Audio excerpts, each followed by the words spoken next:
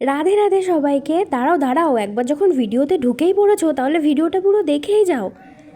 আজকে বানাতে চলেছি নতুন একটা জিনিস ট্রাই করবো, আর তোমাদের সাথে শেয়ার করবো না তা কি হয়? আমি তো জিনিসটা নতুন ট্রাই করছি, তোমরা হয়তো খেয়েও থাকবে, তবুও আমি কিভাবে রান্না করলাম চলো তোমাদের সাথে শেয়ার করি। আর 2 মিনিটে কিভাবে এই জিনিসটা তৈরি করে ফেলবো চলো দেখে নাও।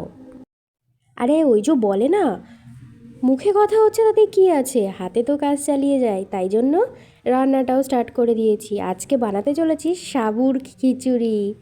আচ্ছা তোমরা কে কে খেয়েছো বলো তো? আমি কোনো দিন খাইনি, আর আজকে ভালোও লাগছিল না কিছু, তাই এটা বানিয়ে ফেললাম।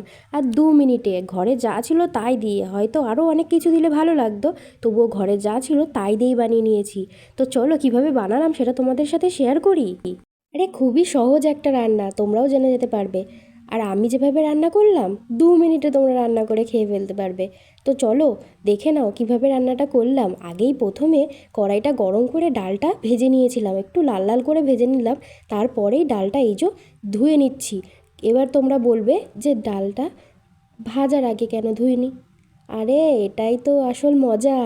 চলো না রান্নাটা দেখতেই থাকো।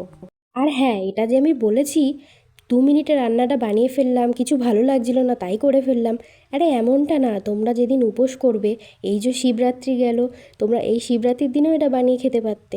আসলে কি করব বলো, ভিডিওটা একটু দিতে লেট হয়ে গেল, তাই মনে হয় তোমরা বানিয়েও খেতেও পারবে না, কিন্তু পরে তো ট্রাই করতে পারবে। তো চলো, দেখতেই পেলে মুগ ডালটা ভাজার পরে ধুয়ে নিলাম, ধুয়ে নিয়ে এখন সেদ্ধ করতে বসিয়ে দিয়েছি। আর সাবুর খিচুড়িতে সাবু লাগবে না তা কি হয়? এই যে সাবুটাও ধুয়ে নিলাম। তারপরে দেখো ডালটাও সেদ্ধ হয়ে গেল। এবারে কি করব বলো তো? এবারে কি আর করব, সাবুটা ঢেলে দিতে হবে। সাবুর খিচুড়িতে সাবু না দিলে কি করে হবে? তো সাবুটা ঢেলে দিলাম।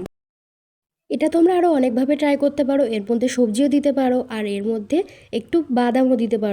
বাদামটা দিলে এতে আরও বেশি টেস্ট আসবে। আসলে আমি কি করেছিলাম বলো তো, ভালো লাগছিল না, তাই ভাবলাম ঘরে যা আছে তাই দিয়ে একটু চটজলদি কিছু একটা বানিয়ে নিই, তাই আর বাদাম টাদাম দেইনি কিছু। তোমরা চাইলে কিন্তু বাদামও দিতে পারো। আর তারপরে এগুলো সেদ্ধ হওয়ার পরে আমি এটা ঢেলে নিয়েছিলাম, ঢেলে নেওয়ার পরে এর মধ্যে একটু ঘি দিয়ে দিয়েছি, ঘি দেওয়ার পরে শুকনো লঙ্কা, তারপরে দেবো জিরে, আর তারপরে দেবো তেজপাতা। আরে আরে খিচুড়ি যেভাবে বানাও না ওইভাবেই বানাবে, কোনো সমস্যা নেই।